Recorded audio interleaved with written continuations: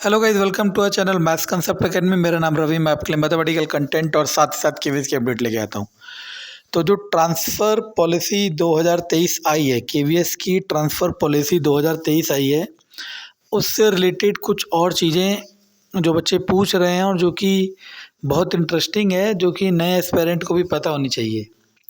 वैसे तो मैं बता चुका हूँ कि केवीएस हर बार अपनी ट्रांसफ़र पॉलिसी में चेंजेस करता है ताकि सभी के हित के बारे में सोचा जा सके। ये नई ट्रांसफ़र पॉलिसी बेसिकली जो पॉइंट्स कम करे गए हैं वो इसलिए करे गए हैं कि जो लोग काफ़ी सालों से डिमांडिंग स्टेशंस पे बैठे हुए हैं, चाहे वो किसी भी ग्राउंड में हो, चाहे वो स्पाउस बेस्ड ग्राउंड में हो, चाहे किसी में, उन सबको इस बार डिस्प्लेस करा जाएगा। तो क्वेश्चन स्टार्ट करते हैं। पहला क्वेश्चन ये है कि, और ये सारे क्वेश्चन सब्सक्राइबर्स के हैं, अगर आप मेरे सब्सक्राइबर और आपके क्वेश्चन का आंसर मिलता है तो प्लीज़ लाइक करना, ताकि मुझे पता चले कि मैं सही डायरेक्शन तक पहुंच पा रहा हूं या नहीं।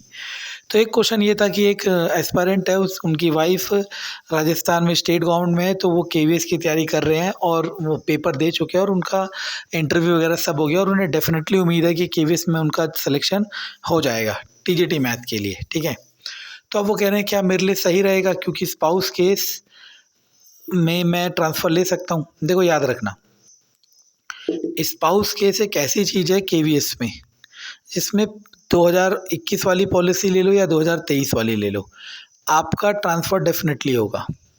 ठीक, आपका ट्रांसफ़र डेफिनेटली होगा। ठीक, लेकिन अब पॉइंट्स को जैसे अगर आप ध्यान से देखते हो तो देखो, स्पाउस केस के जो पॉइंट हैं,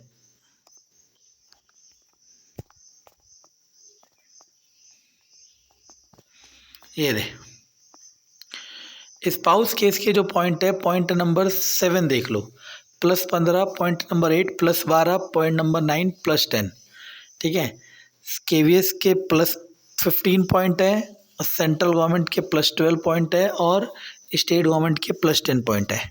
तो मान लो आप केवीएस में सेलेक्ट होते हो तो आपको +10 पॉइंट मिलेंगे जब भी आपका ट्रांसफ़र आएगा तब। ठीक, और अगर आपको हार्ड स्टेशन मिलता है तो हार्ड स्टेशन के आपको कितने पॉइंट मिल जाएंगे? 35 पॉइंट। पॉइंट नंबर 35 नहीं, 30 पॉइंट। तो पॉइंट नंबर 3। ठीक, तो आपके सफिशिएंट पॉइंट हो जाएंगे कि आप ट्रांसफ़र ले सको। स्पाउस केस वालों के लिए केवीएस सबसे अच्छा है। ठीक, लेकिन इस बार वाली पॉलिसी के हिसाब से दिक्कत ये आएगी कि आप जहाँ भी पहुँच जाओगे, चाहे स्पाउस केस लगा के पहुँचो, चाहे कुछ भी लगा के पहुँचो, आप 5 से मैक्सिमम 10 साल तक वहाँ रुक सकते हो और फिर आपको डिस्प्लेस कर दिया जाएगा, क्योंकि नया जो पॉइंट सिस्टम है ये यही बता रहा है। लेकिन इसमें मैंने आपको कहा ना, हर बार केवीएस ट्रांसफ़र पॉलिसी चेंज करता है। जैसे पिछली बार अलग थी, इस बार अलग थी, तो हो सकता है जब नेक्स्ट ट्रांसफ़र आए तो हो सकता है पॉलिसी में फिर थोड़े चेंजेस हो जाएँ।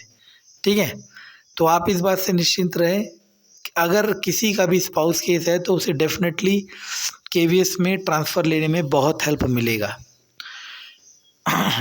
इस बार एक बात और आ गई है कि जो सॉफ्ट स्टेशन में है उनको 5 साल का टेन्योर करे बिना ट्रांसफ़र के लिए एलिजिबल नहीं होंगे। ये बात समझने की कोशिश करना। अगर आप में से कोई भी इस बार केवीएस में सेलेक्ट होता है, उसे साउथ मिलता है या कहीं पे भी मिलता है, तो जब तक वो उस स्टेशन में, अगर वो सॉफ्ट स्टेशन है, 5 साल पूरे नहीं करता, ही और she is not eligible for transfer. ठीक, एक बात और करी गई है, पहले होता था अपार में नंबर मिलते थे 8 से ज़्यादा, आपको नंबर मिलते हैं अपार में 10 में से, अगर 8 या 8 से ज़्यादा आते हैं तो आपको +2 पॉइंट मिलते थे ट्रांसफ़र काउंट में, लेकिन इस बार वो भी हटा दिया है।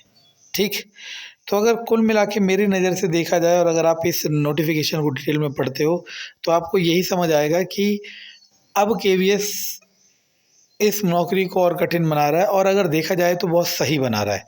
कैसे? अभी तक ये सिस्टम असिमेट्रिकल वे में बटा हुआ था। जैसे मान लो कोई अपने डिमांडिंग स्टेशन, मानो दिल्ली की बात कर लो या किसी लखनऊ की बात कर लो, कहीं पे भी कोई किसी स्कूल में मानो 15 साल से पढ़ा हुआ है और वो वहाँ से हिल नहीं पा रहा है क्योंकि उसके पास कोई ना कोई स्पाउस केस या कोई भी केस के पॉइंट्स हैं जिसकी वजह से नहीं हिल पा रहा है ज़्यादा पॉइंट्स।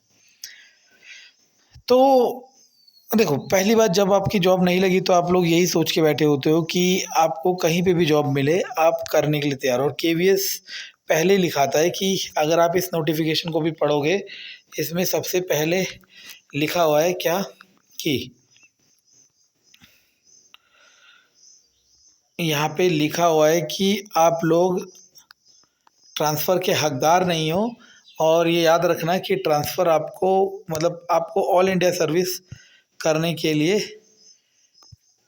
बाध्य हो आप, ठीक है, कि आपको कहीं पे भी भेजा जा सकता है।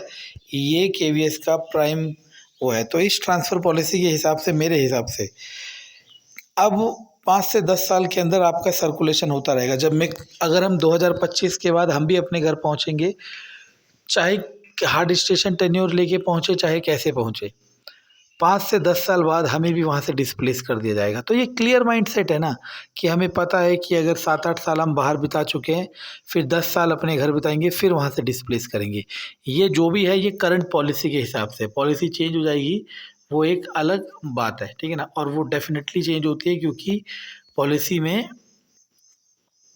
चेंजेस होते रहते हैं। और एक और बात आपको, देखो, ये होता है डिस्प्लेसमेंट काउंट।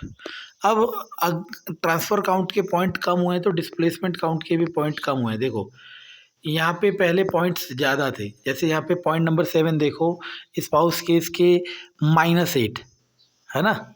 लेकिन अगर वहाँ चले जाते हो, कहाँ पे, पिछली प्रीवियस पॉलिसी में, तो ये पॉइंट ज़्यादा थे, -20 थे या 30 थे, ऐसे कुछ थे।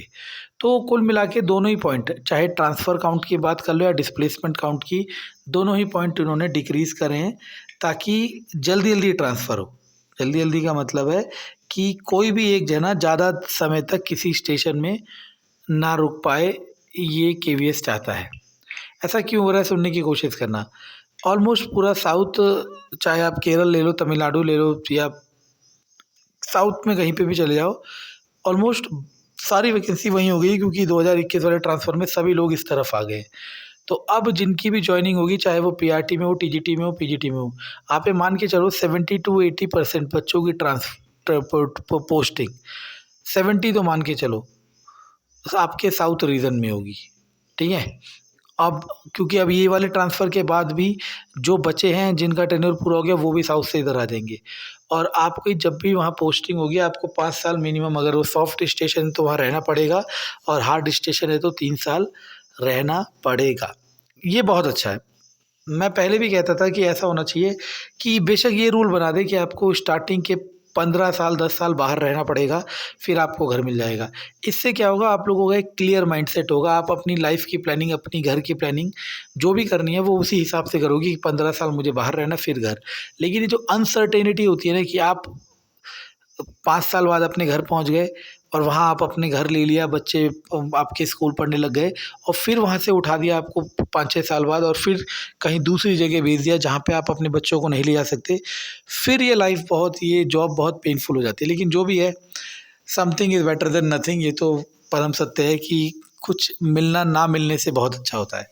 तो ये पॉइंट्स थे जो मैं बताना चाह रहा था। अगर पसंद आए तो लाइक ज़रूर करना। धन्यवाद।